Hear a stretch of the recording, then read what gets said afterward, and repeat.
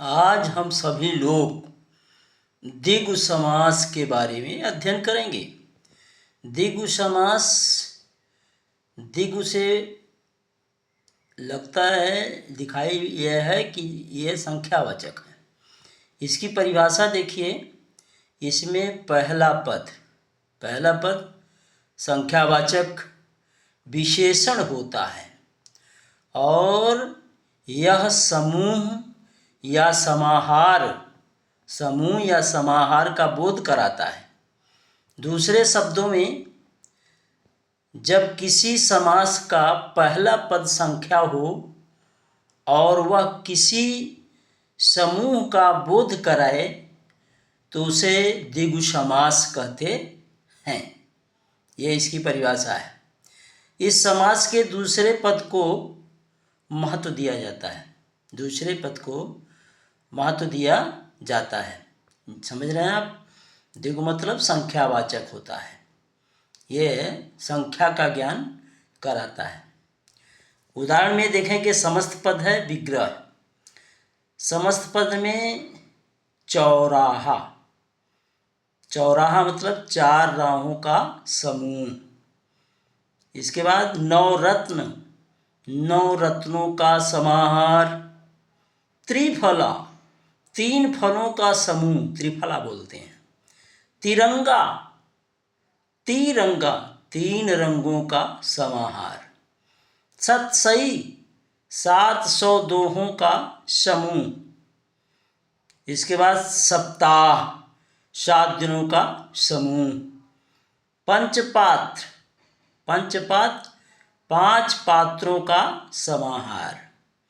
इसके बाद पंचपल्लव, 5 पल्लवों का समूह।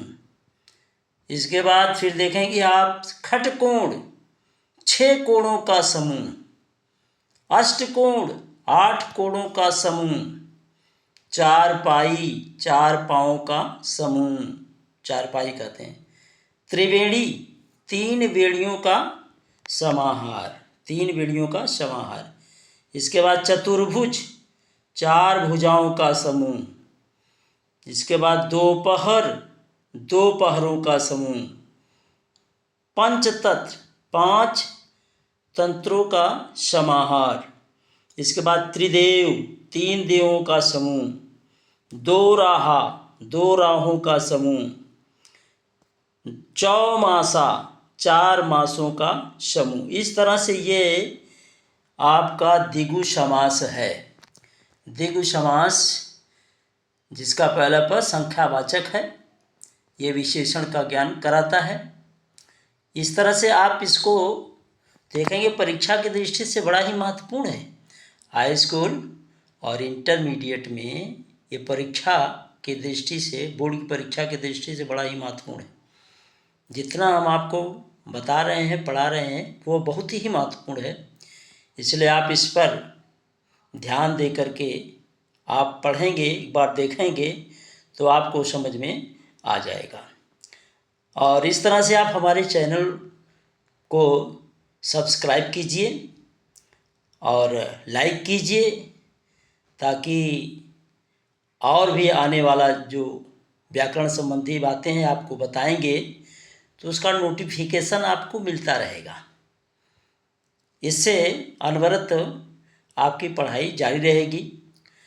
ये जो हम बताते हैं,